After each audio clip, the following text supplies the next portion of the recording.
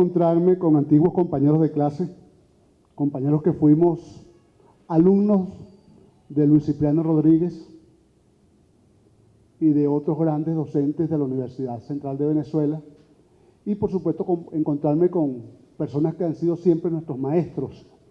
Aunque ya seamos todos profesionales, siempre son nuestros maestros.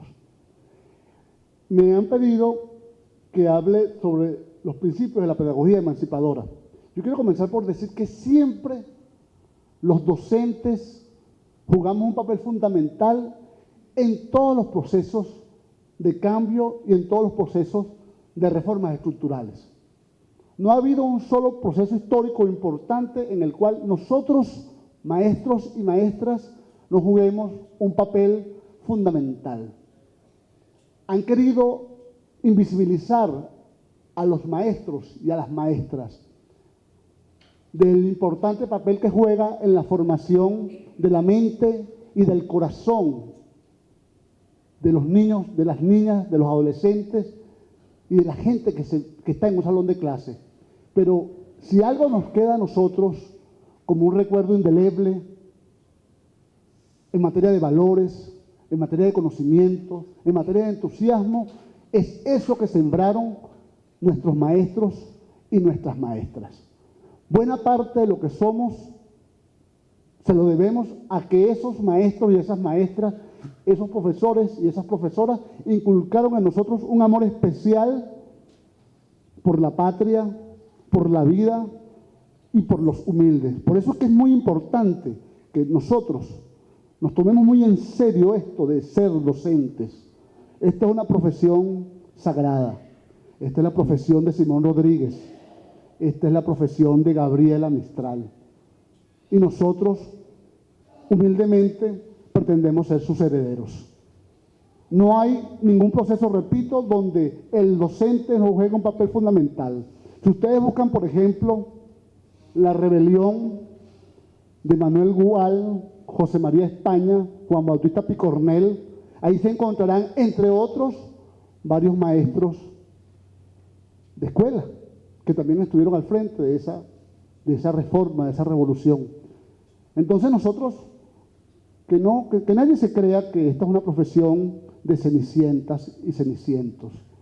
Somos los grandes creadores de las mentalidades. Nuestro papel es un papel muy digno y muy hermoso. No podemos construir un mundo mejor si nosotros no tenemos conciencia, autoestima de cuál es el rol que jugamos como docentes, bien sea en el salón de clase, o bien sea en los cargos directivos, o bien sea en cualquier actividad que tenga directamente que ver. No importa cuántos seamos. Fíjense que esta charla somos pocos, pero somos muchos. Porque cada cosa que hace un maestro o una maestra se convierte en un surco. Y los conocimientos son las semillas. Y ese surco se llena de entusiasmo por la vida y por la patria. Así que me siento bien feliz de estar acá con mis compañeras y compañeros, maestros y maestras y docentes de este país. Decía Simón Rodríguez, para hacer república tenemos que formar republicanos. Ahora nos toca formar una nueva sociedad, crear al hombre y a la mujer nueva. Y ese papel lo vamos a jugar fundamentalmente, somos los maestros y las maestras. Qué orgullo haber tenido entre nuestros maestros, hombres y mujeres extraordinarias, y que ojalá en el futuro nuestros estudiantes digan que bueno que tú les diste clase, que tú le estás dando clase, que Omar les dio clase, que Víctor tú le das clase, que nos recuerden y que sigan nuestro trabajo. ¿Cuál es el principal papel de un maestro? Yo pienso que el principal papel de un maestro es propiciar la creación de una sociedad más justa. No le pongamos nombre por los momentos. Crear sociedades hermosas. Y al lado de eso, por supuesto, el maestro se va a encontrar con aquellos que quieren mantener el antiguo régimen. ¿Y cómo se mantiene el antiguo régimen? La anterior. Los regímenes, la anterior, la primera. Yo voy a comenzar por hablarle de los miedos que mantienen los regímenes viejos, los que conspiran contra los hombres y las mujeres. Voy a comenzar citando el caso del nazismo. El nazismo en Alemania se desarrolló, se levantó sobre la base de insuflar en la población en el penthouse en el sótano. Ya comenzó. En el penthouse en el sótano. Ok, ya no. Okay. Fíjate tú. El nazismo se levantó con base en argumentos. Ningún viejo régimen se sostiene con base en argumentos ni en valores. Eso es muy importante que nosotros lo tengamos claro. Disculpe, estoy esperando. Gisela, estamos en medio de la charla, estamos en el penthouse. Hazme un favorcito, dile a la profesora que estamos, devuelve la llamada y dile dónde estamos. ¿A qué le tenían miedo? ¿Qué miedo insuflaron los nazis en las personas? Insuflaron el miedo a los bolcheviques, insuflaron el miedo a los judíos, insuflaron el miedo a que la gente iba a perder su propiedad. Insuflaron el miedo a los gitanos también. Y yo quisiera que nosotros viéramos con cuidado estos datos que son fundamentales para entender muchas cosas. El partido nazi fue fundado en el año 1920 y a esa reunión asistieron 2.000 personas. La reunión se dio en una cervecería. Pero en el año 25 ya tenían 27.000 militantes. En el 27 tenían 72.000 militantes. En el 28, 108.000. En el 29, 178.000. En el 32, más de 1.000.000. Y en el 33 toman el poder. Pero voy a ir un poquito más allá. Veamos el dato que está al lado, las elecciones. En el año 28 obtuvieron 810.000 votos. Y comenzaron la propaganda donde le decían a la gente, los judíos van a acabar con la nación, los comunistas se van a apoderar de todo, los gitanos lo van a exterminar todo.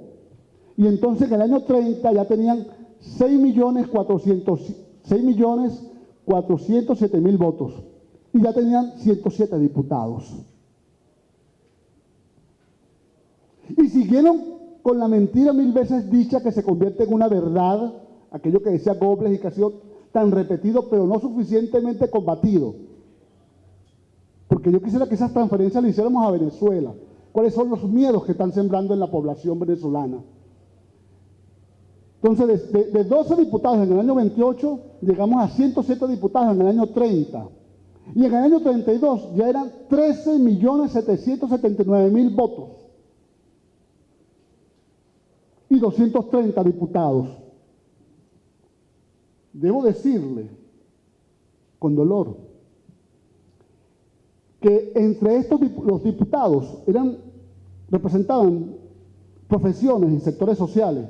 Y de esos diputados nazis, un porcentaje importante era, cito, de enseñantes, es decir, de docentes, de profesores, de maestros y maestras. Porque nada mejor que la escuela, el liceo y la universidad para que los enseñantes insuflen no los argumentos y no los valores, sino los miedos, los temores. Y fíjense qué ocurrió en el año 33 por la vía electoral. Con el apoyo de las masas populares, Hitler toma el poder.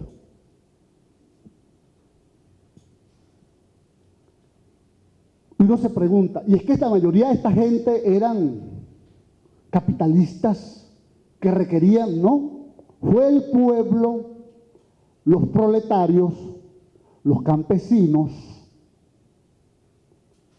los empleados desencantados, los que votaron por Hitler para que Hitler llegara al poder. No voy a entrar a discutir acá las distintas razones que llevaron a la gente a votar, porque ese sería tema de otra conversación.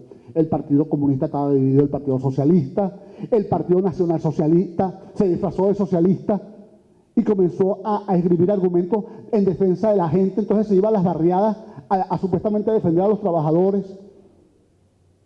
Hubo una pésima gestión por parte de la gente que estaba en el poder, que representaba la democracia, y Hitler llega al poder con base en los miedos. Siguiente. Dice Wilhelm Reich, un importante escritor que articuló el marxismo con el psicoanálisis. Los marxistas no lo querían porque era psicoanalista y los psicoanalistas no lo querían porque era marxista. Y entonces él decía, en un libro extraordinario, cuya lectura recomiendo porque tiene mucho que ver con lo que está pasando en América Latina en estos momentos. Bienvenida. ¿La otra persona? Okay. ¿Qué dijo Wilhelm Reich? Dijo, fueron, y lo dijo con un estudio muy serio y con un inmenso dolor, fueron precisamente las masas empobrecidas las que ayudaron a la instalación en el poder del fascismo, es decir, de la reacción política más despiadada. Bienvenida, Gisela. La evolución social situada ante la alternativa socialismo-barbarie, de la que nos había hablado antes Rosa Luxemburgo, optó provisoriamente por la barbarie. O sea, las masas pobres apoyaron al nazismo para tomar el poder. Siguiente. Resultado. Este es uno de los resultados. Estos niños que pudiesen haber estado en los patios de recreo y en las escuelas pasaron a los campos de concentración. Sus mismos enseñantes, sus mismos docentes los llevaron al patíbulo. Y así, por no mostrarle la cantidad de fotografías que ustedes deben haber visto, donde se vieron los efectos del nazismo. Pero eso no fue lo que prometió el nazismo. El nazismo prometió otra cosa. El nazismo prometió una Alemania libre, un pueblo disfrutando de la vida, pero esto fue lo que nos dio. Y el pueblo ayudó a que eso se diera. Entonces nosotros, el papel nuestro, por eso es que es tan importante que hagamos estas cosas y que lo hagamos con los que se parecen a nosotros y que lo hagamos con los que no son como nosotros. Y que no repitamos tanto los eslogans, sino logremos sensibilizar a nuestros estudiantes, a nuestros compañeros de trabajo, a esa gente que cuando tú le hablas de que vamos a crear una sociedad mejor, se siente un poco extraña, porque no se siente de repente en un proyecto político tal, porque está decepcionado por A o B razón, pero que nosotros seamos capaces de decirle, nosotros, el papel de los educadores es que frente a los miedos que siembran el antiguo régimen, promover los argumentos y los valores. Nosotros somos unos propiciadores de los argumentos. Nosotros somos unos propiciadores de los valores. En eso, siguiente, de eso se trata cuando hablamos de la pedagogía emancipadora. Combatir los miedos con argumentos. Cuando mi vecina del frente, la que tiene el kiosco, dice, caramba, me van a quitar mi propiedad y ella lo que tiene es un kiosco, tú sabes que tienes que combatir esos miedos con argumentos y esos temores con ideas. Porque el que tiene miedo reacciona, en cambio el que tiene valores actúa. Y nuestro trabajo es que la gente actúe y que nosotros actuemos. Ahora, yo he querido investigar un poco cuáles son los principios de esa pedagogía para la emancipación. Déjenme poner esto en Vibracol, cosa de esa que se me olvidó, disculpen. ¿Cuáles son los principios que nos orientan y que son principios? Déjenme poner esto acá porque no quiero que se me... En silencio, ok. que le harían bien a los que piensan como nosotros y a los que piensan distinto a nosotros porque quieren que sus hijos no estén en un campo de concentración. No quieren ellos mismos vivir en condiciones que sean desfavorables. ¿Cuáles son esos principios? Esos principios los encontramos en nuestros libertadores y en nuestras libertadoras.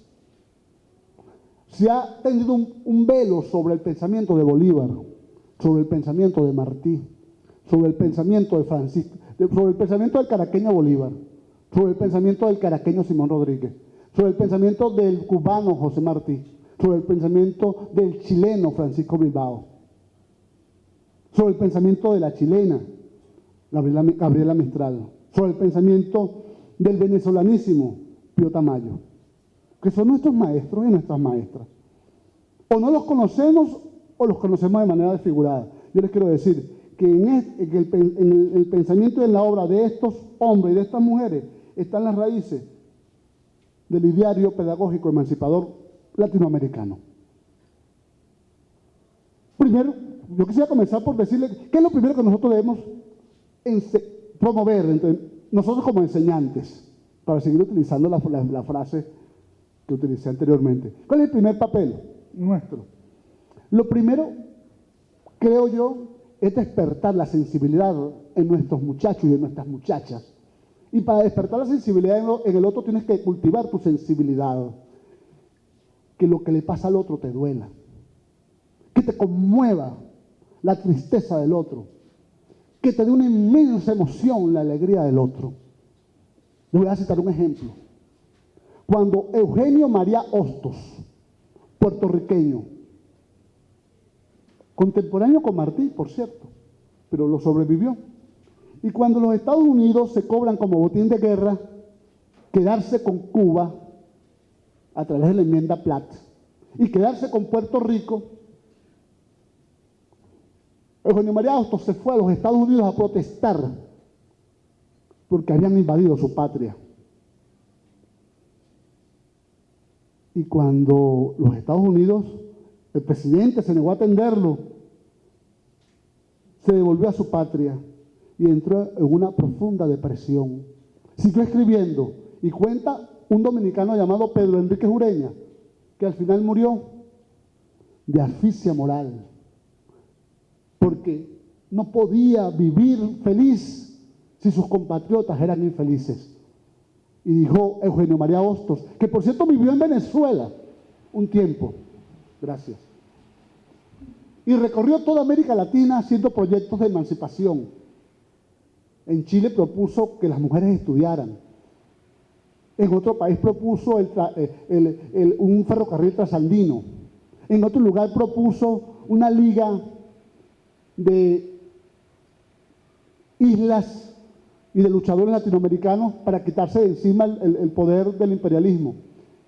Pero entonces cuando los Estados Unidos toman su isla, él dice, no puedo vivir, cito, en un país prisionero. Y se murió. O sea, nosotros, lo primero que nosotros tenemos que insuflarle a los otros e insuflarlo en nosotros es la sensibilidad ante lo que ocurre al otro. Porque nosotros no podemos ser buenos docentes si no nos importa ese niño extraordinario que está allí. Les recomiendo, en ese sentido, que leamos algunos educadores que nos aportan mucho y que han sido olvidados, como Gabriela Mistral, que le dedica un poema hermosísimo a los piececitos de un niño. Y ella dice en ese poema sobre los piececitos, dice que esos pies que están desnudos, esos pies que están descalzos, deben ser sagrados y que nos debe doler el frío que experimentan esos pies cuando caminan por la nieve. Eso nos tiene que interesar, o sea, despertar la sensibilidad. Si no hay sensibilidad, no podemos hacer absolutamente nada. Que nosotros nos estremezca de alegría ir a ver la película Bolívar y saber que un hombre llamado Alejandro Petión, que en el momento más difícil de la vida de Bolívar fue capaz de salir a apoyar a ese muchacho que estaba en dificultades y le dio pólvora, municiones, una imprenta, dinero y valor y esperanza. Que eso nos estremezca de alegría. Entonces, primero siempre la sensibilidad. Sin sensibilidad no es nada. Por eso es que cuando a veces uno ve algunas tesis de grado, algunas tesis doctorales, llenas como de tuercas y de tornillos. Son como cajas.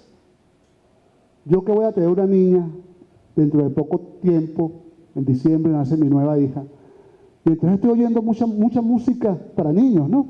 Y entonces una de las canciones decía, se acordaban del Pinocho que no tenía corazón. Bueno, entonces son como tesis, que son como cajas sin corazón, llenas de tuercas, pero sin corazón. Nosotros tenemos que ser todo corazón, todo intelecto y toda obra, si queremos dejar alguna huella importante en esta vida. Entonces, esos principios, a mí se me ocurre, el primer principio tiene que ver con la decolonización.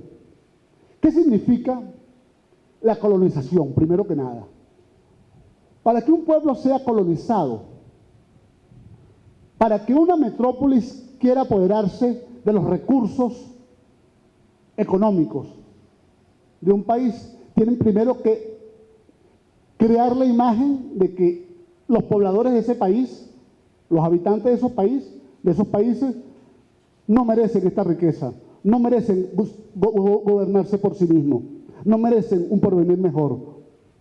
Esa es la primera condición. La primera condición del colonizador es el desprecio por el colonizado.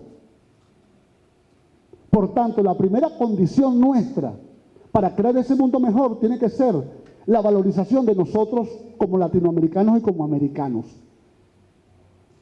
Si para poder apoderarse de nuestras riquezas, el colonialismo y el imperialismo y las oligarquías tienen que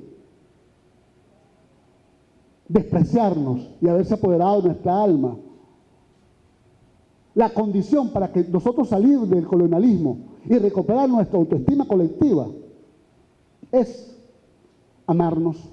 Y para amarnos tenemos que conocernos. Ahora, ese colonialismo se inició con la conquista, ustedes lo saben. Hubo la famosa discusión entre Bartolomé de las Casas y Ginés de Sepúlveda, donde Ginés de Sepúlveda decía, porque esa tiene que ser la condición, el desprecio, que nuestros indios no tenían alma, y si no tenían alma no tenían derecho a gobernarse y no tenían derecho a la propiedad. Y nuestros negros, africanos, eran los hijos de una raza maldita y que pertenecían a un continente maldito y había que sacarlo de ese continente maldito. Y por supuesto no se les permitía ni a los indígenas ni a los negros ir a las escuelas, mucho menos ir a las universidades. Y el producto de ese mestizaje que somos nosotros los latinoamericanos, también somos razas inferiores. Si uno lee, por ejemplo, a Immanuel Kant, Kant decía que la manera de representar América Latina, cada continente debería ser representado por un animal, y el animal que representaría América Latina es la pereza. Y eso lo dice Kant, que lo leemos tanto en la universidad, porque la pereza es floja y los latinoamericanos somos flojos.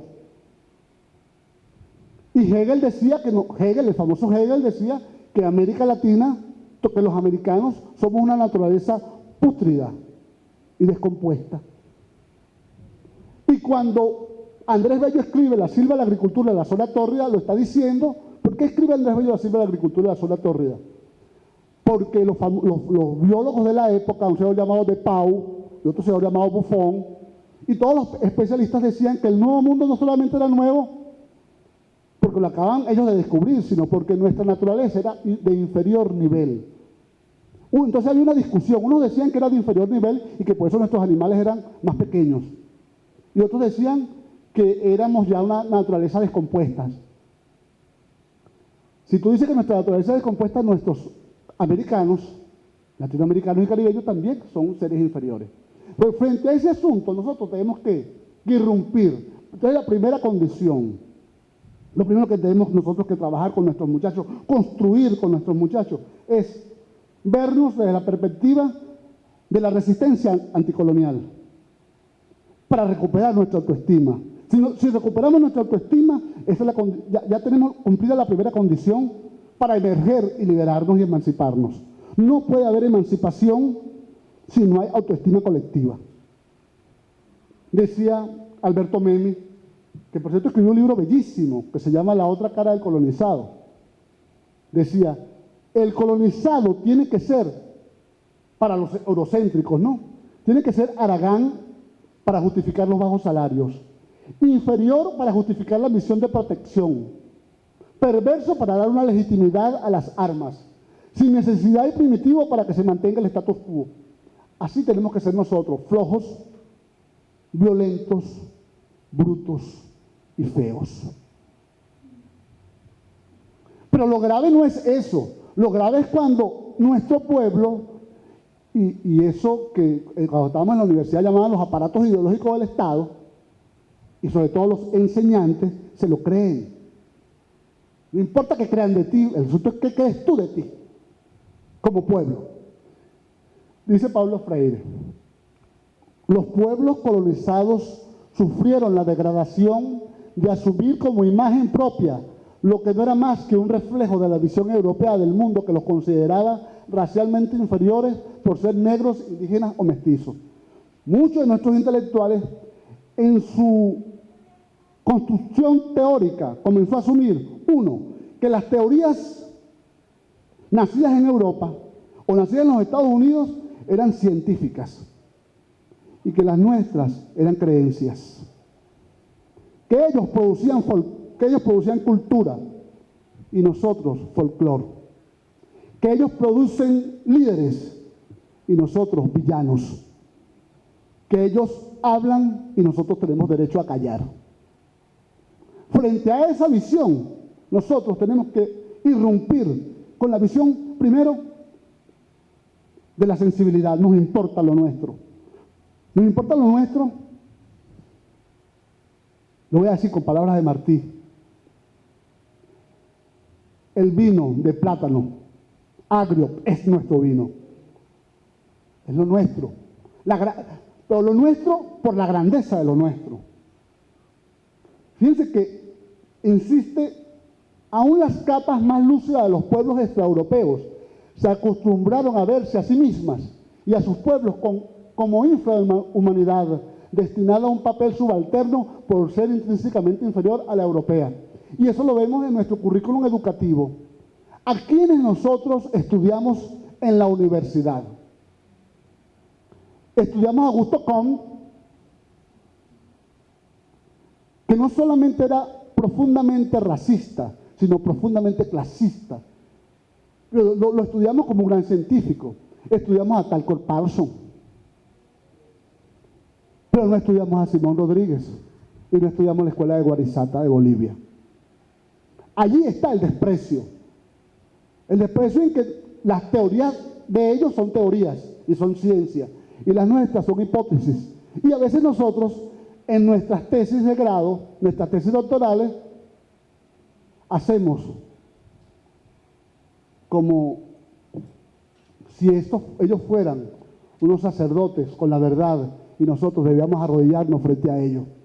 Nosotros tenemos que tener, como latinoamericanos, orgullo intelectual, autoestima cultural, no para ir a invadir a nadie, para que no nos invadan, no para despreciar a nadie, para que no nos menosprecien. Esa es una condición. Y hay quien, desde el punto de vista de las teorías de la liberación, sigue siendo eurocéntrico. Y entonces le hablamos, recientemente leía un libro de un escritor que me encanta, porque tiene un trabajo bellísimo sobre Artigas.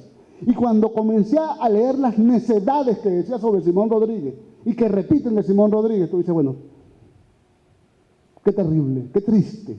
Todavía te siguen con el cuento de si Simón Rodríguez se quitaba la camisa y daba clase de anatomía, esas cosas primarias, que son fruto de la no investigación y del no estudio de la no seriedad, y sobre todo son fruto de la decolonización. Entonces, primero la autoestima, primero la sensibilidad. Pero esa sensibilidad va unida a un proyecto propio, la autoestima y la decolonización. Segundo principio.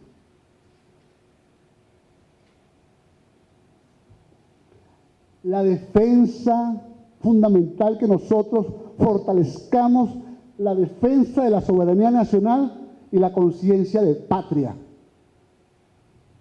Hubo una época, ustedes lo deben recordar, en que dejó de estar de moda el concepto de patria para los países subdesarrollados. O sea, los desarrollados tenían patria, pero para nosotros era un concepto inadecuado hablar de patria. Los británicos y los gringos y los franceses tienen patria y tienen imperio. Y nosotros, cada vez que alguien hablaba de patria, le decíamos, un momentico, ¿qué es eso de patria? Es un concepto reaccionario burgués. No hay una patria de los pobres. Esa patria de que hablaba Martí, con los pobres de mi pueblo creo yo mi suerte echar, y el arroyo de la sierra me complace más que el mar. Esa es la patria que queremos. Que nosotros podamos decir como aquel señor, tenemos patria. Pero porque realmente la tenemos, no porque sea un sueño que estamos construyendo y que otros están pisoteando, no porque sea nuestra patria, la patria donde vamos a formar a nuestros hijos, a nuestros nietos, donde vamos a vivir nosotros felices, que nos sintamos orgullosos de ser venezolanos y de los grandes hombres y de las grandes mujeres que hemos producido. Que tú le preguntes a un niño quién fue Luis Zambrano y él te diga, yo sé quién fue el creador del motor Turbosan. Y que tú le digas quién fue Juan Félix Sánchez, yo sé quién fue el que creó la Catedral de Tizure. Y tú le preguntes quién fue Humberto Fernández Morán, yo sé quién fue, maestro. Déjenme que yo le digo quién fue Humberto Fernández Morán. Y yo le digo que eso que dijeron los adecos, que era el brujo de Pipa, es mentira. Él fue uno de los grandes científicos venezolanos. Y si le preguntan por Nicomedio Zambrano, yo sé quién es cantor y es tecnólogo. Y te preguntan por la maestra Belén San Juan, y yo sé quién es la maestra Belén San Juan. Que te digo un niño, yo quiero seguir sus ejemplos. Eso es formar patria. Nosotros tenemos una ventaja enorme. Hay otros que para hablar de patria, cuando celebran ellos el Día de la Patria, ellos salen con mucho colorido y hacen unos desfiles y al frente va el ratón Mickey y Minnie. Ellos tienen unos ratones, nosotros tenemos a Bolívar.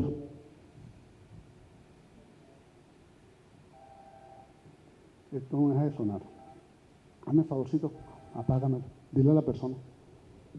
¿Qué decía Martí? Disculpen, este aparato es nuevo y no lo sé usar del todo. Entonces nosotros tenemos que forjar la patria, que es su gente y es su territorio, y son sus recursos, y es el rescate del pasado, y es la conciencia del presente, y es la creación del futuro. Todo docente, yo diría que esta es la única cosa, una cosa maravillosa que le dio un personaje que en un momento me cautivó, tiene cosas buenas, tiene cosas, que es Fernando Savater. Decía Savater, en un libro muy lindo, decía que los docentes tienen una condición, todo docente debe tener una condición, que es la de ser optimista. Un docente no puede ser pesimista, decir, bueno, hay efecto invernadero, entonces mejor dedícate al buceo para que no te pegue allí el calor. No, el docente tiene que ser optimista. Vamos a construir un mundo mejor. Y ese muchacho que está al frente, independientemente de las dificultades que tenga, es un muchacho grande, un muchacho hermoso.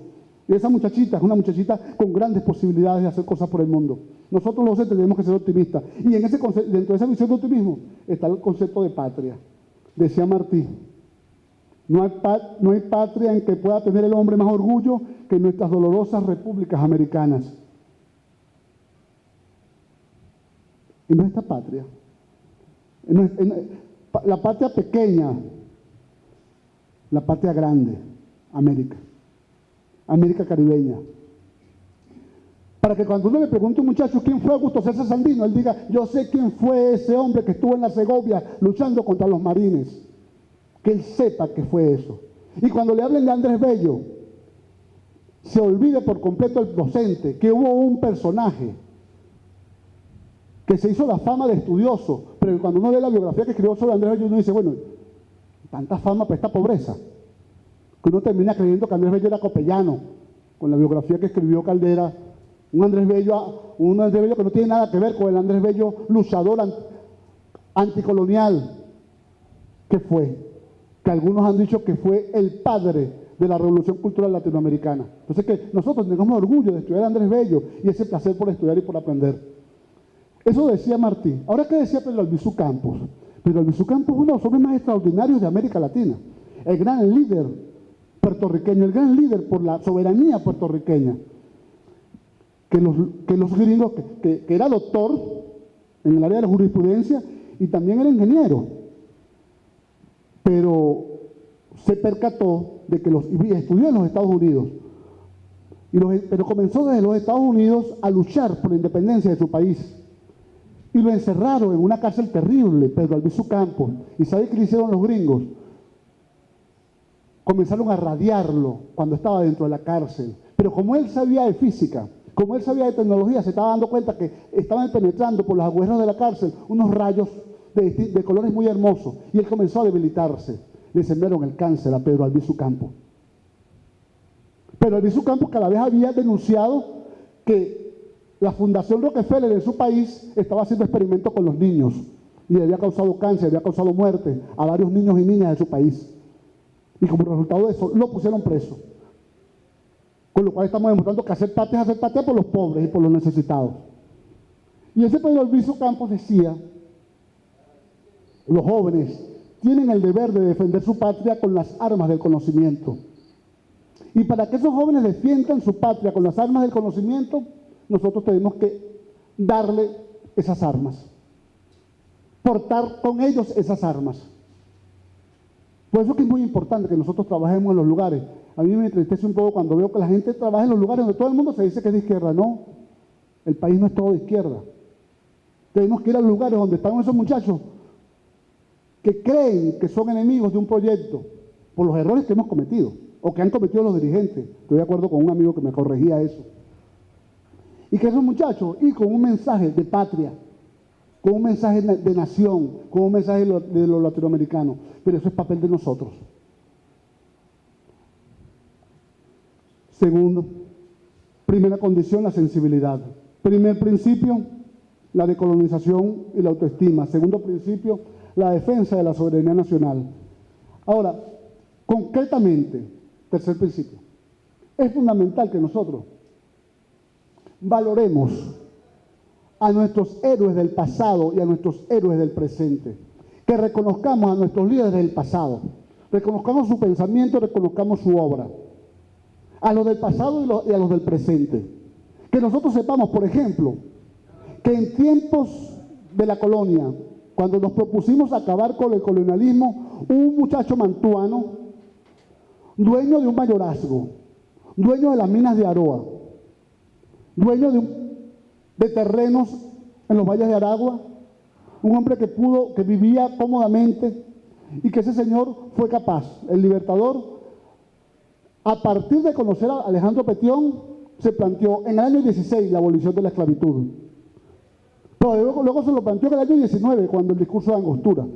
Y luego se lo planteó en el año 21, cuando ganó la batalla de Carabobo. Dijo, pido a cambio de mi triunfo en la batalla de Carabobo, que sea restituida la libertad para los esclavos. Y cuando creó la República de Bolívar en el año 25, exigió que en esa república no hubiese esclavos. Y que cuando promovió el Congreso Anfictiónico de Panamá, estableció en una de sus cláusulas que no podía haber esclavitud en América Latina. Y ustedes se preguntan, bueno, ese Bolívar que luchó a favor de los esclavos y promulgó una serie de decretos para restituir la propiedad de los indígenas, para darle a los indígenas el derecho a ser felices y a ser prósperos. Ese Bolívar lo conocemos. Nos han hablado de ese Bolívar. Ese Bolívar que se enfrentó a los Estados Unidos cuando los Estados Unidos irrumpió en una propiedad que era nuestra, porque la habíamos tomado, que es la República de la Florida. Ese Bolívar que se enfrentó al gobierno norteamericano cuando nos arrebató por la fuerza la República de la Florida, que la ganamos en plena lid bélica. Lo conocemos. Lo conocen nuestros muchachos. A veces repetimos tantas veces, moral y luces, moral y luces, moral y luces, que nos olvidamos del verdadero pensamiento de Simón Bolívar. Y conocerán nuestros muchachos que ese Bolívar fue profundamente antiimperialista. Conocerán nuestros muchachos que Sucre fue uno de los grandes pioneros de los derechos humanos en el mundo. Cuando derrota al enemigo, propone un código de lucha que fue absolutamente original, donde se respetaba al vencido. Sabrán nuestros muchachos que Sucre fue el de la idea de ir a liberar a Cuba y a Puerto Rico del colonialismo español y que propuso crear toda una armada para acabar con el dominio de España en Cuba y Puerto Rico. Sabrán nuestros muchachos que existía Josefina Machado, esa novia de Bolívar, que no solamente fue la novia de Bolívar, sino fue la mujer que luchó a su lado en los momentos de mayores vicisitudes. Sabrán nuestros muchachos que Manuelita Sáenz fue nombrada Caballeresa del Sol, que es la máxima condecoración que se le da a un ser humano en aquel momento, porque había logrado una proeza importantísima. Logró que todo un batallón, el batallón Numancia, se pasara del lado patriota. ¿Cuándo? Vamos a apagar esto. Conocerán entonces que Manuelita Sáenz fue Caballeresa del Sol, pero fue Caballeresa del Sol mucho antes de conocer a Bolívar. Conocerán nuestros muchachos que Leonardo Infante fue un hombre de color, un gran luchador, que fue víctima de una emboscada que le tendió Santander allá en Bogotá. Conocerán nuestros muchachos que fue Josefa Camejo. Conocerán nuestros muchachos quién fundó la Universidad Popular José Martí en Cuba. Se llama Julio Antonio Mella. Y sabrán nuestros muchachos que al lado de Julio Antonio Mella estaba nada más y nada menos que Salvador de la Plaza y Gustavo Machado. Conocerán nuestros muchachos que hubo un muchacho llamado Pío Tamayo que creó la primera escuela de formación socialista en Venezuela, que se llamó la Carpa Roja, y la creó en plena cárcel. Conocerán nuestros muchachos y nuestras muchachas quién era Argelia Alaya. Conocerán nuestras muchachas, nuestros hermosos muchachos y nuestras hermosas muchachas la obra de nuestros libertadores y nuestras libertadores. Conocerán nuestros maestros. ¿A quién le interesa que no conozcamos a nuestros libertadores y a nuestras libertadoras? ¿A quién le interesa que nosotros no sepamos? ¿A quién le interesa que nosotros no sepamos que Evo Morales Ayma era un muchachito humilde que andaba con sus cabras, detrás de las cabras y detrás de un balón, y que la primera vez, y que se hizo socialista o se hizo revolucionario cuando vio el que quería estudiar comunicación social en la universidad, cuando vio que cuando a él lo llevan al cuartel, está con otros indígenas allí y ve cómo hablan por los cabellos a un indígena, lo rocían de gasolina y lo queman vivo. ¿Conocerán eso nuestros muchachos de ese líder del presente? ¿Sabrán quién es Rafael Correa? Ese líder del presente, que está cuestionando lo que están haciendo las transnacionales contra ese bien patrimonial universal que es el Amazonas. Entonces, una condición fundamental es valorar a nuestros liderazgos del pasado y del presente. Y valorar a la gente humilde de la comunidad que está haciendo cosas por el país. Decía la maestra Gabriela Mistral. Esa maestra que cuando Sandino estuvo luchando en las Segovias contra el imperialismo, fue la primera en escribir a favor de Sandino, decir, Sandino es el hombre más puro de la raza. Y ese que ustedes llaman bandido, es un ejemplo de latinoamericano. Era maestra. Y nos decía, en un texto de ella, dice, maestro, enseña en tu clase el sueño de Bolívar. Pero es que para enseñar el sueño de Bolívar tenemos que soñar con Bolívar. El vidente primero, clávalo en el alma de tus discípulos con agudo garfio de convencimiento. Divulga la América de su Bello, de Sarmiento, de su Lastarria y de su Martí. El trabajo nuestro, si nosotros llegáramos nada más hasta allí, ¿qué nos dicen? ¿Qué nos enseñaron a preguntarle a los muchachos? ¿Dónde nació Bolívar? Caracas, 1783. ¿Pero dónde está el alma de Bolívar? ¿Dónde está el alma de Miranda, que fue el que creó el sistema penitenciario más moderno del mundo, según Gómez Grillo? Tenemos otros que, como que abrazarnos con el alma de esos héroes y de esas heroínas, amigos míos. Abrazarnos y construir juntos una muralla de amor, para poder defender la patria, para poder construir la patria. Siguiente. Cuando uno habla de patria, uno se acuerda de un hombre que se despidió hablando de patria.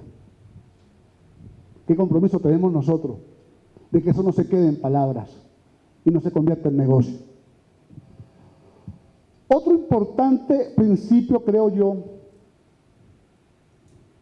que debemos insuflar en nuestros muchachos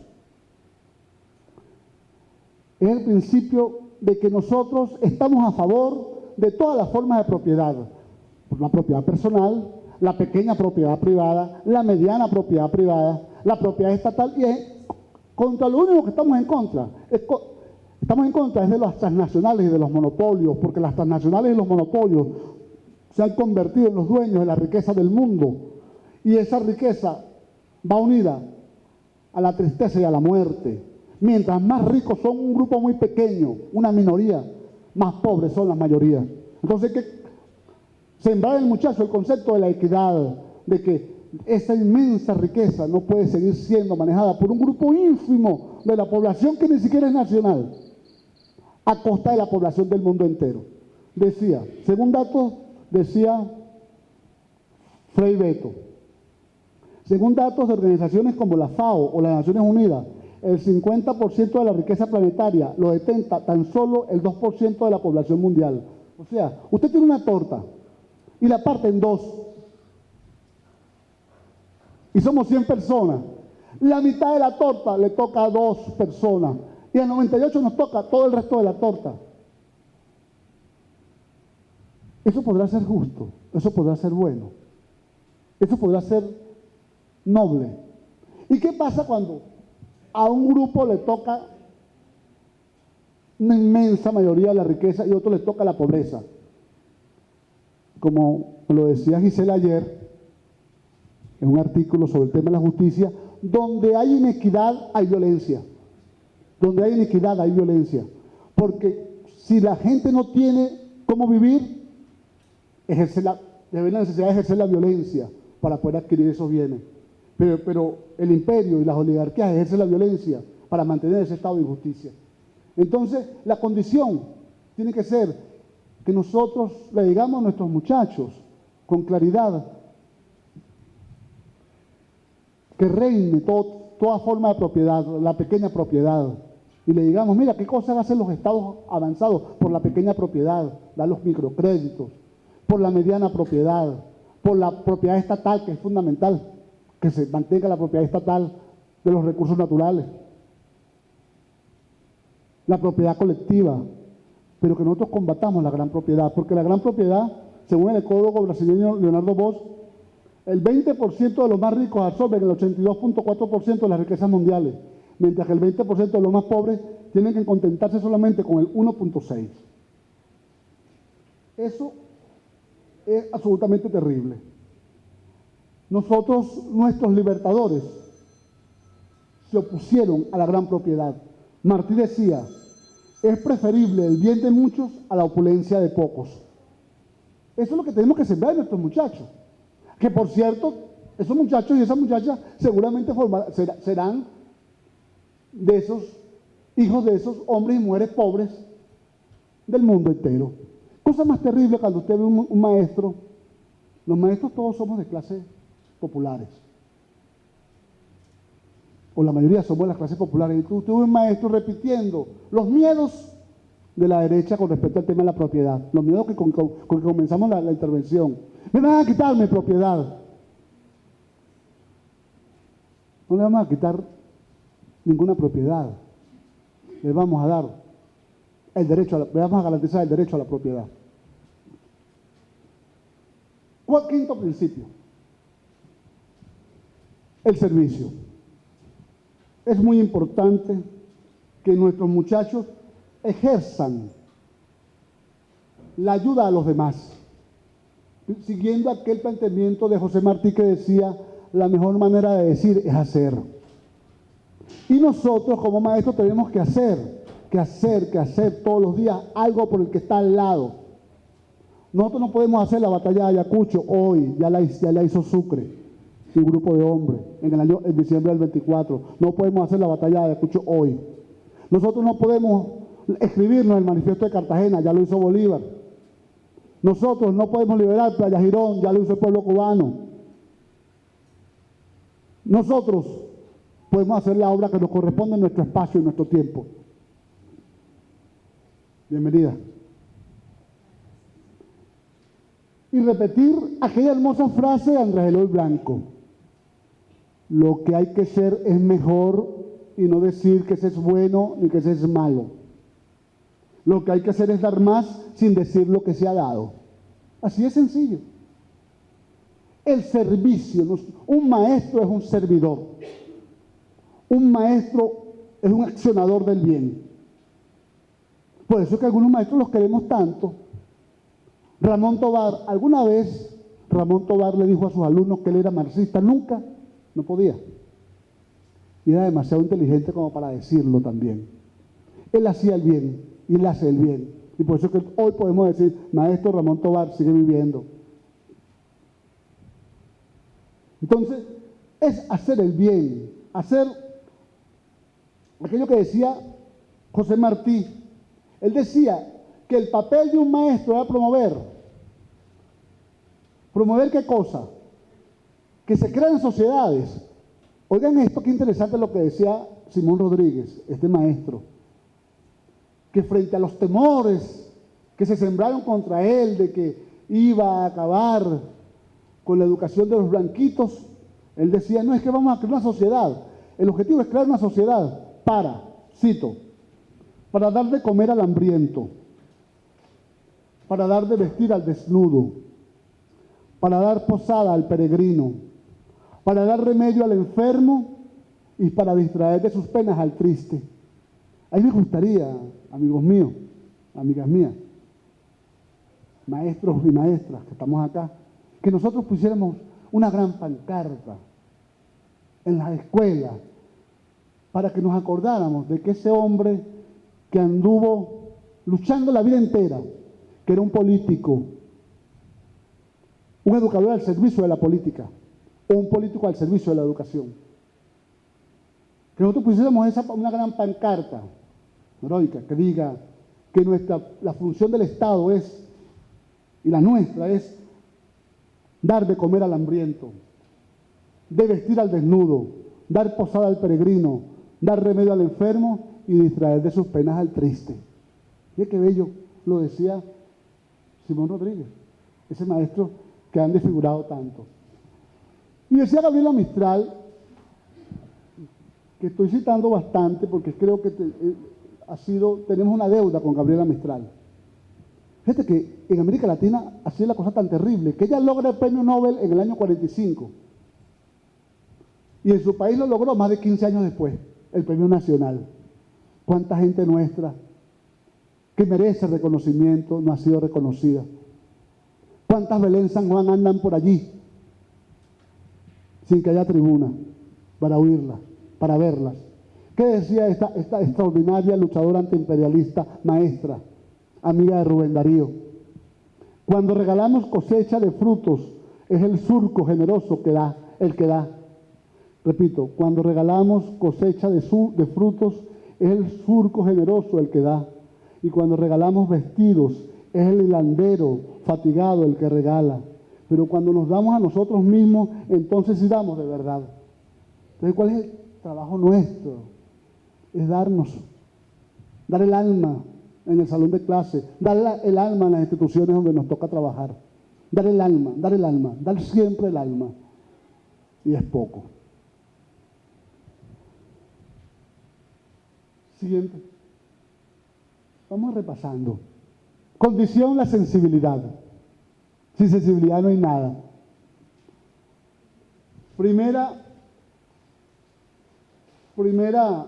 Principio, la decolonización y la autoestima. Segundo, la defensa de la soberanía nacional y la conciencia de patria. Tercero, la valoración de los líderes del pasado y del presente. Porque hay gente que habla de patria en general. La patria se encarna en gente concreta, que dice cosas y hace cosas. Y la antipatria también se encarna en gente concreta que dice cosas y conspira y hace cosas. La lucha contra la gran propiedad, el servicio. Pero hay una característica propia del antiguo régimen, que es el individualismo, el egoísmo. El egoísmo que los lleva a la gente a querer más posiciones, a querer más dinero, a querer más prestigio y a pasar por encima de los que necesitan su ayuda. Y fíjense esta cosa tan hermosa que decía Bolívar: yo antepongo siempre la comunidad a los individuos. Oye, pero qué grandioso Bolívar. Siempre la comunidad primero, a las personas. O sea, primero lo colectivo, primero la gente. Y decía Simón Rodríguez de Bolívar: Bolívar es dadivoso en exceso. Lo conocía muy bien. Fíjate que Rodríguez escribe en el año 28 una biografía de Bolívar, defensa de Bolívar. Una cosa extraordinariamente bien hecha. Y Bolívar no pudo leerla, porque no hubo quien facilitara que Rodríguez publicara aquello. Publicó unos pocos ejemplares que nunca Bolívar pudo leer. Y no lo pudo leer porque los enemigos de Bolívar han sido los enemigos de siempre. Los que en el pasado le hicieron la guerra a Bolívar vivo y los que ahora le hacen la guerra montándole una estatua. Por eso es que es tan hermosa esa película de Luis Alberto Lamata. Está tan bien hecha, es tan noble, es tan justa. Deberíamos, hace poco leía a Rufino Blanco Fombona, ese gran antiimperialista, ese gran escritor venezolano, anticastrista, por cierto, porque no creen que todo lo de Castro era bueno, porque esas son otras cosas que tenemos que comenzar también a romper con nuestros propios mitos.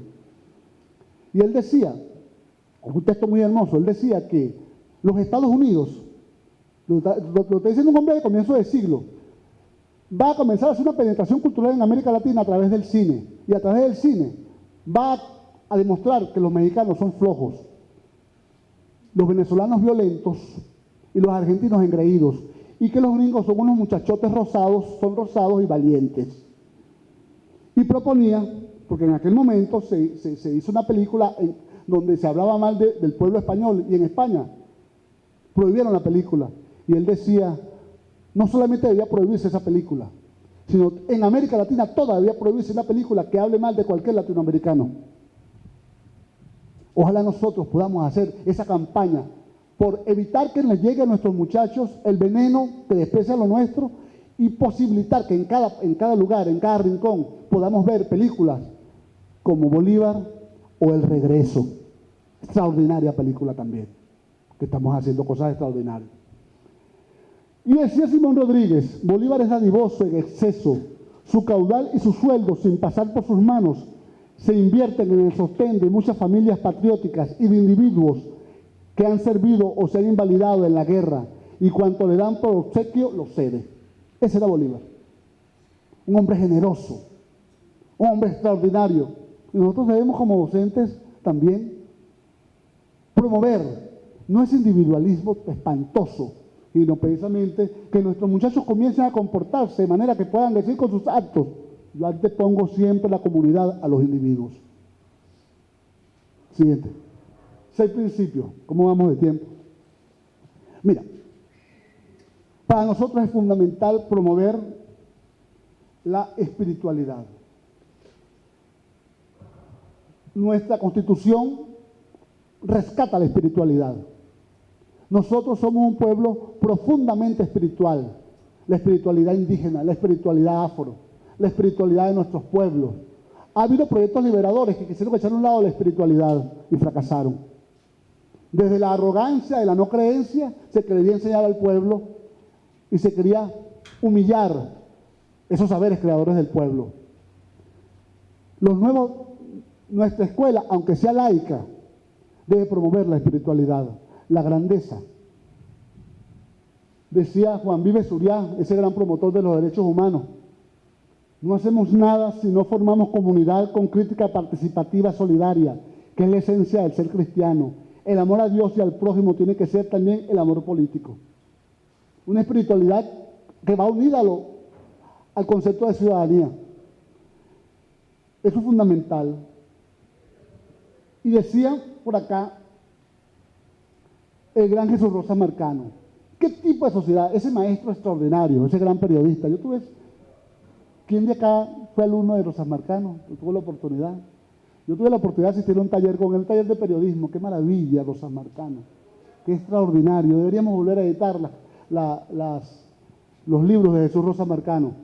Yo siempre digo, bienvenido, Chirino. Yo siempre digo, Rosa Marcano es margariteño. Y la principal avenida de Caracas, la que atraviesa de este a oeste Caracas, es también, lleva el nombre de un margariteño. Solo que el margariteño que ha sido homenajeado es un traidor, que vendió a su etnia y conspiró contra su patria. ¿Cómo se llama esa avenida?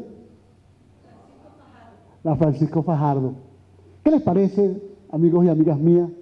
Esto lo he propuesto varias veces y me atrevo a proponerlo otra vez. ¿Qué les parece si nosotros comenzamos una campaña para que esa avenida, que es de los caraqueños, por donde transitan nuestros niños y nuestras niñas cuando van a la escuela y por donde pasan nuestros maestros, en vez de llevar el nombre de un traidor nacido en Margarita, lleve el nombre de Jesús Rosa Marcano, un maestro digno de toda Venezuela? ¿Qué les parece si comenzamos una campaña desde el Centro Internacional Miranda? Vamos a hacerlo, vamos a comprometernos. Y él decía una cosa linda, porque hay gente que cree que la espiritualidad es una cosa de meterse en misa. Después de meterse en misa o no meterse en misa, eso es un asunto, una decisión propia. La espiritualidad es esto que nos dijo Rosa Marcano: con mis enemigos parto el pan y con mis amigos el dolor. Nunca guardo odio en mi corazón, yo alegro al que sufre con una canción. De los que andan mudos yo soy la opinión, de los oprimidos soy la redención. Es una nueva ética. No lo canto porque entonces sí se van a ir, diga Víctor Negro como yo. Tenemos que rescatar también esa música que nos reivindica como seres humanos. Entonces, esa espiritualidad es fundamental que nosotros la tomemos nos montemos sobre esa espiritualidad y comencemos a hacer la patria con la espiritualidad. Que nosotros podamos decir, caramba, ¿quién fue Oscar Arnulfo Romero? ¿Por qué matan a Oscar Arnulfo Romero? Porque su espiritualidad estaba al servicio de los más humildes. ¿Y quién fue Camilo Torres Restrepo? Un hombre que puso la sociología y el conocimiento al servicio de los más necesitados. ¿Y quién es él del Cámara? Ese hombre que dijo, cuando hablo de los pobres, dicen que soy santo. El brasileño, el obispo rojo. Cuando hablo de los pobres, dicen que soy santo. Pero cuando comienzo a preguntar cuáles son las causas de la pobreza, dicen que soy comunista y me ponen preso. Es una espiritualidad verdadera la que tenemos nosotros que promover. No es espiritualidad para que tú seas, una espiritualidad que parece que es una escalerita, ¿no? Para que tú vayas solito para el cielo. No es una espiritualidad individualista que te lleva al éxito mayor, que uno encontrarse, bueno, por allá con San Pedro. Oye, San Pedro, estoy aquí, ¿qué tal? Bueno, ¿qué caramba hiciste tú para estar aquí? Bueno, yo me porté bien yo. Y el que estaba al lado, ¿qué hiciste por el que estaba al lado? No, yo no hice nada, porque es que yo creía que era solamente la cosa conmigo. Devuélvase. Devuélvase. Porque Jesús, que es el que está acá, hizo por los pobres. Hizo por los más humildes. Entonces, esa espiritualidad es fundamental. Y tenemos que aprender mucho de Rosa Marcano. Pero, repito, que cuando nosotros salgamos de Caricuado, digamos, voy pasando por la biblioteca Aquiles Nazoa, en Ruiz Pineda, y me voy a ir por la avenida Jesús Rosa Marcano, y nos vamos a encontrar por allá. Vamos a pasar cerquita de la plaza Alejandro Petión, que queda cerca de la clínica, y me voy directamente a encontrarme contigo, mi amor. Espérame con los niños. Qué bonito que lo podamos decir eso a nuestros muchachos. La espiritualidad. Siguiente. Nosotros somos unos defensores de los derechos humanos. Que nuestros muchachos, que nuestros libros de texto, yo felicito a la gente que hizo esos libros de texto. Conozco a algunos de los que han estado allí, que han hecho un trabajo extraordinario. Que en nuestros libros se hable del derecho inalienable a la vida de todos, del derecho a la vida de la Pachamama, del derecho a la vida de todos, sin distinción de razas, del derecho al trabajo, del derecho a la vivienda, del derecho al estudio, del derecho a la salud, del derecho a ser distinto, a ser diferente. Esos derechos, nosotros tenemos que ser unos promotores de esos derechos. Y nuestros libros tienen que reflejar eso. Por eso es que son tan lindos estos libros donde aparece un niño en una silla de ruedas. Y un niño oscuro, y un niño aireado, y un niño mestizo, porque así somos nosotros. Y que nosotros podamos hablar de las conquistas que hemos obtenido en materia de derechos humanos. Y que nosotros nunca vayamos, que en Venezuela nunca vayamos nosotros, en nombre de una idea superior, a torturar a nadie. Esos que lanzaron niños, adolescentes de los edificios, desde los helicópteros, que no vuelvan más. Eso que le pasó a Enrique Massa Carvajal, un muchacho nuestro, un niño nuestro, que estaba estudiando en la Universidad Central de Venezuela, Ingeniería Eléctrica, que tenía 20 años, y los órganos represivos del Estado lo condenaron a muerte porque estaba pidiendo simplemente el derecho al estudio, y que se fue a Chile a defender, a luchar al lado del gobierno de Salvador Allende, y que a los 3 días fue encontrado en una fábrica y fue fusilado. 18 tiros le metieron a Enrique Massa Carvajal. Que nuestros niños digan, nunca más eso puede pasar. Que un joven con sueños hermosos, con proyectos de vida, sea asesinado y que no pase nada. Que no se repita Cantaura, que por cierto la compañera ha hecho un trabajo extraordinario en materia de investigación. Que no se repita Yumare. Trabajos como los tuyos son fundamentales. Que eso que tú dices en tus libros, dicho en el lenguaje apropiado para los niños los puedan saber, que los niños sepan que existió Enrique Massa Carvajal y que fue un niño como ellos, pero que no pudo llegar a ser un hombre. Que los niños sepan que existió Ronald Morao Salgado. Que los niños sepan que hubo una muchacha llamada Livia Gubernier. Y que los niños sepan también que hay hombres terribles que acechan como lobos, como Posada Carriles. Eso es fundamental que esté en nuestra pedagogía emancipadora. Nuestra pedagogía no puede ser una pedagogía aséptica. No puede ser como la Revolución Francesa, que era libertad, igualdad, fraternidad, propiedad, pero para los catires. Y entonces cuando nuestros haitianos oyeron libertad, eso es con nosotros. Igualdad, eso es con nosotros. Y entonces crearon la primera república independiente del mundo en el año 1904 y abolieron la esclavitud. Mucho antes que los franceses creyeran que su mensaje había llegado a Haití. Ya los haitianos se habían tomado la cosa para ellos. Entonces esta es una condición fundamental, que nuestros niños estén alegres, que nuestros niños estén felices, en las escuelas y en sus casas, que no tengan que salir a trabajar siendo niños. 9º principio. Yo no puse aquí la hora. Es muy importante para nosotros promover el trabajo creador. No puede haber una sociedad grande donde todos nosotros no produzcamos bienes y servicios. Yo les quiero decir una cosa. Yo quisiéramos una cosa. De todo lo que he dicho, esto quizás es lo más importante. Esto lo he aprendido con gente con la que hemos trabajado, entre ellos el profesor Ali Rojas, que tiene una investigación muy importante alrededor de esto. Nosotros tenemos que convertir, y nosotros esa deuda es una deuda de esta revolución. Nuestras escuelas son iguales a las escuelas de la Cuarta República. Nuestras universidades, algunas son peores. Algunas son peores. No voy a decir una porque a lo mejor sucede que trabajo allí. Y algunos de nuestros directores, de nuestros gerentes, de nuestros rectores son peores que los de la Cuarta. Pero en nuestras escuelas tienen que haber una articulación real del saber con el trabajo. Yo cuando venía esta mañana, yo dije, caramba, yo me voy a traer algo y se lo voy a proponer a la gente. Yo recuerdo, ya les voy a decir que algo le voy a proponer a ustedes. Toda escuela tiene que tener su sembrío, su campo de cultivo. Toda escuela debe tener sus talleres donde se trabaje la madera, los metales. Toda escuela tiene que ser un embrión del trabajo. Y eso no es una idea nueva. Ya lo decía Cecilio Acosta en el siglo pasado. No es casual que Simón Rodríguez que José Martí haya visitado a Cecilio Acosta cuando vino a Venezuela. ¿Qué decía? Quien sabe puede, quien puede produce.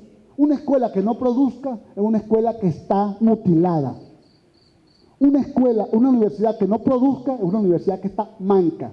que produzca para la comunidad y que produzca a partir de las necesidades de la comunidad y que produzca a partir de la promoción del desarrollo endógeno. Martí insistía en las bondades del té de Bogotá. Yo me quedé impresionado cuando leí aquello. Y en un trabajo que hizo sobre Honduras, él hablaba de esas escuelas de artes y oficios. Lo decía Martí, lo decía Cecilia Costa, lo decía Simón Bolívar, lo decía Gesualdo, lo decía Abelino Siñani, lo decía Prieto, lo decía Padrino. Y nosotros seguimos teniendo escuelas mancas y tullidas, donde no somos capaces de producir. Yo me traje unas lentejas. Ojalá nosotros, estas lentejitas, y ojalá nosotros pudiéramos en cada escuela llevar una semilla y con nuestros niños sembrar. Y que en esa escuela se produzca lo que esos niños consumen. Hay una escuela en La Vega, pero es un caso raro. Hay algunas escuelas, pero son casos raros. Deberíamos nosotros, pero como política de Estado, para que no nos parezcamos a la vieja escuela. Tiene que ser una escuela distinta. Decía, quien sabe puede, quien puede produce, y si la cosecha es más rica conforme el saber más se difunda. Así el país prospera, la riqueza abunda, la enseñanza se hace práctica. Un trabajo vinculado a lo comunitario, a lo emancipador. Y decía Bolívar, lo dijo claramente Bolívar, he pretendido excitar la prosperidad nacional por las dos más grandes palancas de la industria, el trabajo y el saber. El trabajo y el saber. Y cuando nosotros inventamos la misión Saber Trabajo, se lo dieron a una universidad, no voy a decir su nombre, y no hizo nada. Y entonces eso se convirtió en una especie de empleomanía. No, es que en las universidades y en las escuelas haya una articulación entre lo que se piensa, lo que se siente y lo que se produce. Eso es fundamental. Mientras nosotros no hagamos eso, Víctor, mientras nosotros no hagamos eso, nosotros no estamos creando una nueva sociedad. Porque nosotros no estamos enseñando a los niños a producir. Decía José Martí que cuando se siembra una semilla, no solamente se siembra una simiente, se siembra la dignidad. Ustedes se imaginan, vamos a hacer un ejercicio de imaginación, todos nosotros en esas escuelas sembrando, trabajando la madera, trabajando el metal, trabajando las artes, con esa ebullición, ese canto de los niños, esa alegría de los niños, esos muchachos que aprenden más rápido que uno. Casi un niño fue quien me hizo esta presentación que ustedes están viendo, casi una niña. Entonces, eso sería lo extraordinario, que nuestras escuelas deben de ser escuelas pedigüeñas. Ya que en el siglo XIX la universidad era autónoma, se autosustentaba, que nosotros podamos hacer eso, eso sería uno de los retos. Siguiente. Que nosotros podamos aprender, repito, de Luis Zambrano, de Juan Félix Sánchez, de Humberto Fernández Morán. Y algo muy importante, el ocio liberador. La recreación, que juega un papel muy importante, la recreación en nuestros niños, por una recreación liberadora, que nuestros niños en sus tiempos libres no sean presas de lo que el negocio de la cultura quiere. Si el negocio de la cultura quiere que el niño se la pase mandando mensajes de texto y manejando los juegos cibernéticos, eso es lo que va a hacer el niño. No, que el niño aproveche su tiempo para crear, para ser feliz. Hay un escritor que amo inmensamente, que se llama Gianni Rodari, que escribió un libro bellísimo que se llama Gramática de la Fantasía. Bueno, ¿qué dice Gianni Rodari? Que si nosotros promovemos en los niños la capacidad para ser ellos creadores de cultura, habríamos salvado el planeta. Entonces, decía Martí, sin razonable prosperidad, la vida para el común de las gentes es amarga, pero es un cáncer sin los goces del espíritu. Nosotros tenemos que aprender a disfrutar del tiempo libre. Por eso es que la reforma que nosotros propusimos es una cosa maravillosa. Lo que decía la reforma que perdimos. ¿Qué decía Paula Fargue? En un libro bellísimo que deberíamos leer, Derecho a la pereza. Los seres humanos no deberíamos trabajar más de 3 horas. Ese es un mal que trabaja como 100 horas. Porque el resto del tiempo lo tenemos que dedicar a hacer las cosas que nos encantan, ir al cine, ir al teatro, cultivar nuestro huerto, conversar con nuestros amigos, crear cultura. Porque ahí es cuando verdaderamente crecemos como seres humanos. Entonces hemos caído en una especie de religión del trabajo enajenado, no del trabajo creador. Entonces el ocio es fundamental. Yo aquí quiero poner como ejemplo a un gran maestro, Manuel Rodríguez Cárdenas. creador, algunos lo conocen, lo conocieron, el creador del retablo de maravillas. De ese retablo de maravillas salió Freddy Betts, Yolanda Moreno, Víctor Morillo, porque era un semillero de formación de artistas. De eso se trata, que nosotros seamos promotores de la cultura y que los niños sean protagonistas en esa cultura. Ese es el trabajo nuestro. Siguiente principio, ya nos falta. Nosotros tenemos que ser promotores de la integridad, de la integración de los pueblos y naciones del tercer mundo. La integración no puede ser solo política o económica. La integración debe ser cultural, que para nuestros niños sea algo sencillo, que tú le hables de Nariño y él sepa que Nariño es de la tierra de Girardot y de Ricaute, y que Girardot y Ricaute nacieron allá pero murieron aquí. Que nuestros niños sepan que se come en el Perú, que nuestras niñas sepan que es una clueca, que cuando nuestros niños y niñas lean a Atahualpa Yupanqui, a Violeta Parra, que conozcamos Latinoamérica, que nosotros seamos grandes promotores de viajes, de cine latinoamericano, de obras de teatro latinoamericanas, de escritores y escritoras latinoamericanas, que a nosotros nos han dividido, que nosotros seamos la gran fuente de integración latinoamericana, que para nadie sea un secreto quiénes son los grandes creadores y creadoras de la literatura para niños en América Latina. Decía Miranda, poseemos el continente más fértil, más inexpugnable y más rico de la tierra. La unión nos asegurará permanencia y felicidad perpetua. Pero esa unión comienza desde la infancia. Qué difícil es ir a Brasil por tierra. Oye, pero lo tenemos al lado. La Guayana la tenemos al lado. Uno dice, bueno, ¿y cómo Bolívar iba a Jamaica, iba a Haití y venía? Ya vengo, Petión, y se venía. Y ya vengo, y se iba a Guayaquil. Y ahora es tan difícil. ¿Por qué no podemos nosotros ser como Estado promotor de la integración latinoamericana y que nuestros niños y niñas vayan y vengan por toda América Latina como si fuera un patio de recreo? Y se encuentren los niños venezolanos con los niños de Colombia, para que no haya guerras entre Colombia y Venezuela. Que se encuentren los niños del Paraguay, que se encuentren los niños de Bolivia con los niños de Chile y se quieran bañar en una playa que sea de los dos, de los chilenos y de los bolivianos. Que los niños nuestros, venezolanos, cuando vayan a La Paz, en Bolivia, digan, caramba, qué parecida es La Paz a Mérida. Que tú sepas que somos la misma gente, porque si somos hermanos, no va a crecer, decía Martí, el odio, sino lo que va a crecer es la integración. 12, son 16. El antiimperialismo. Mira, la escuela no puede ser aséptica. La escuela nosotros en la escuela tenemos que decirle a nuestros niños quiénes han sido los enemigos de la humanidad. Nosotros no podemos hacer como aquella gente que anda repartiendo textos donde dice el Imperio Romano. Bueno, ¿y el Imperio Gringo? Un grupo de religiosos, el Imperio Romano y el Imperio Gringo. Que nuestros muchachos sepan que cuántas invasiones ha habido por parte de los Estados Unidos y toda América Latina. ¿Y qué hacen cuando hay una invasión? Para cuando salgan los manitas blancas a pedir invasiones, muchachos sepan qué hicieron en Granada, qué hicieron en Haití, qué hicieron en Panamá. ¿Qué han hecho? ¿Y quiénes han sido los que se han opuesto a esas invasiones? ¿Quién fue Pancho Villa? ¿Por qué Pancho Villa se les metió a los Estados Unidos e invadió Columbus? ¿Quién fue Sandino? ¿Por qué Sandino se opuso a aquello? ¿Cuántas invasiones ha habido en América Latina? Que nuestros muchachos tengan ese conocimiento para que no caigan en la ingenuidad.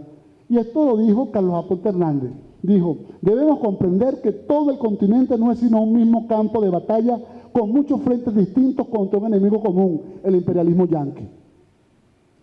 Mira, es en nuestra generación que se puso de moda ser pro-yanqui, pero los intelectuales del siglo XIX, todos los latinoamericanos eran profundamente anti-yanqui. Les saco la cuenta rápidamente. Francisco Bilbao, chileno, todos sus discursos antigringos. Eugenio María Hostos, todos sus discursos antigringos. El maestro uruguayo José Enrique Rodó, en su libro Ariel, todo es un discurso antiimperialista. El Azul, Rubén Darío, léanse el poema Roosevelt, léanse lo que decía Rubén Darío con respecto a los yanquis. Leamos lo que decía José Martí, que estuvo 15 años viviendo en los Estados Unidos, en el Monstruo, qué decía con respecto a los Yankees. Y si seguimos de ahí para abajo, qué decía el gran Mario Briceño Iragorri. Yo rescato a Mario Briceño Iragorri. Ha habido por ahí un sector de intelectuales que yo respeto mucho, pero que no comparto su opinión, de encontrarle peros a Mario Briceño Iragorri. Pero qué gran antiimperialista fue el gran Mario Briceño Iragorri. Él fue el que creó el término pitiyanqui. Qué grande fue Neruda. Entonces, es una nueva intelectualidad que es así como aséptica. No dice, qué bonito, hay muchos jardines allá en los Estados Unidos, entonces vamos a estar todos como en un jardín, y Miami es bonito, y todo es lindo, y vamos a besarnos, y bueno.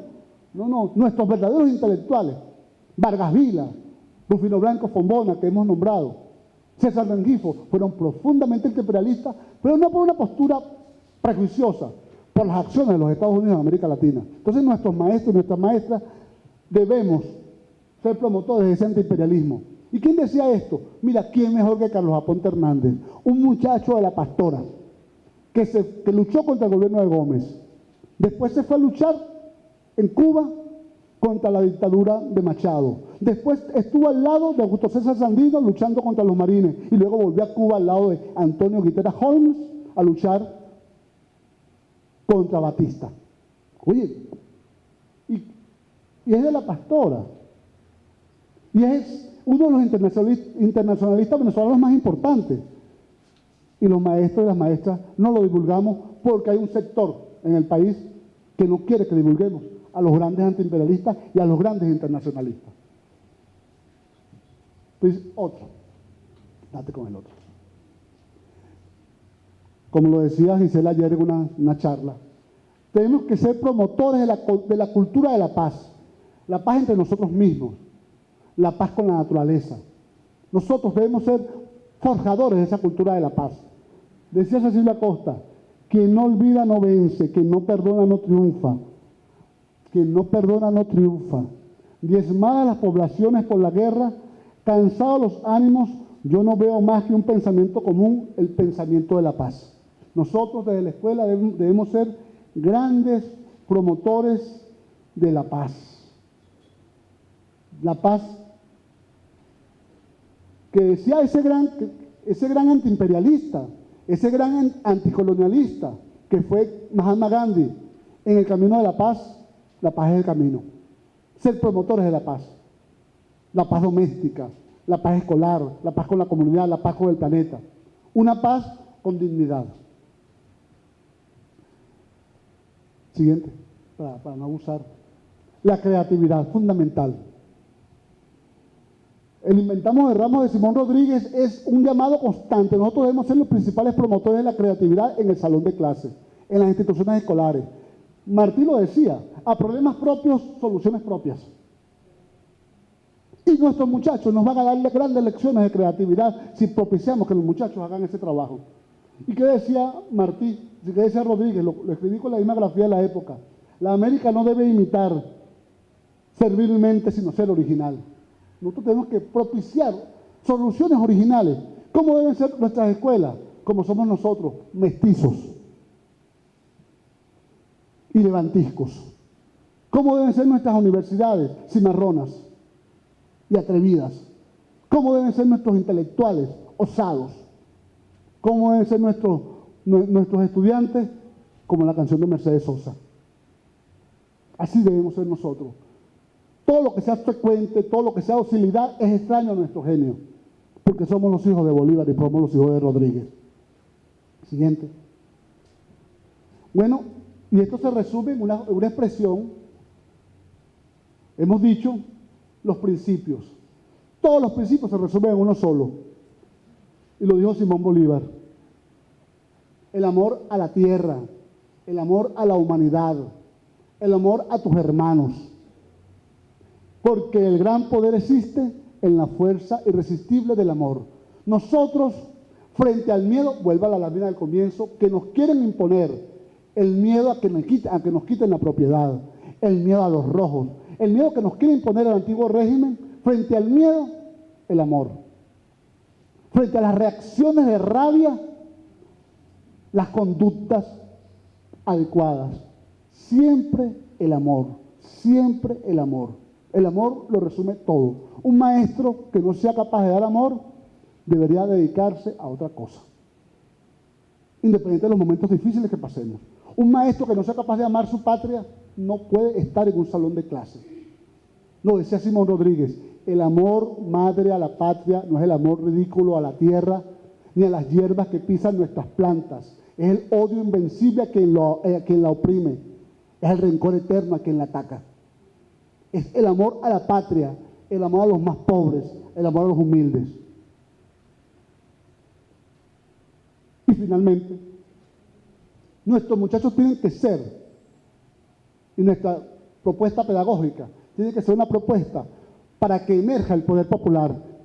Y en esto nos dio una gran lección la gran maestra Belén San Juan, que nos demostró con hechos que las escuelas debían estar dirigidas por los muchachos y las muchachas conjuntamente con los maestros y las maestras. Que nosotros podemos hacer un gobierno popular en la escuela, para hacer un gobierno popular en la comunidad, para que nos acostumbramos a ser dirigentes y no dirigidos. Decía Simón Rodríguez, por el pueblo y para el pueblo se hace todo. Todos componen el pueblo y cada uno debe obedecer al pueblo porque el pueblo es el soberano. Esa es una condición que tenemos que sembrar en la mente de nuestros muchachos. Y decía Bolívar, esta frase de Bolívar a mí me impresionó muchísimo cuando la leí por primera vez. Fíjate qué cosa tan extraordinaria. Y este es un mensaje que tenemos que construir con los muchachos. Decía Bolívar, es el pueblo que quiere, el pueblo que obra y el pueblo que puede. Todo lo demás es gente que vegeta con más o menos malignidad, con más o menos patriotismo, pero todos sin más derecho que ser ciudadanos pasivos. Entonces nuestro mensaje es que esa gente que no es sino gente que vegeta con más o menos malignidad, sea sustituida por esos niños y esas niñas, esos jóvenes, esos adolescentes, esos maestros, esas maestras, esos profesores y esas profesoras, que conformamos el pueblo que quiere, el pueblo que obra y el pueblo que lo puede todo. Para finalizar, simplemente, anterior a eso, simplemente este mensaje de Martí. Cuando nosotros vamos a un salón de clase, nos debemos proponer una cosa fundamental: combatir los miedos a partir de ese ingrediente fundamental que tenemos los latinoamericanos, que es la sensibilidad. Y decía Martí que la sensibilidad es una arremetida última de los corazones. Y que el objetivo nuestro en un salón de clase es mover razón y corazón a un mismo tiempo. Ese es el objetivo nuestro, mover razón y corazón. Espero que lo hayamos logrado. Muchas gracias.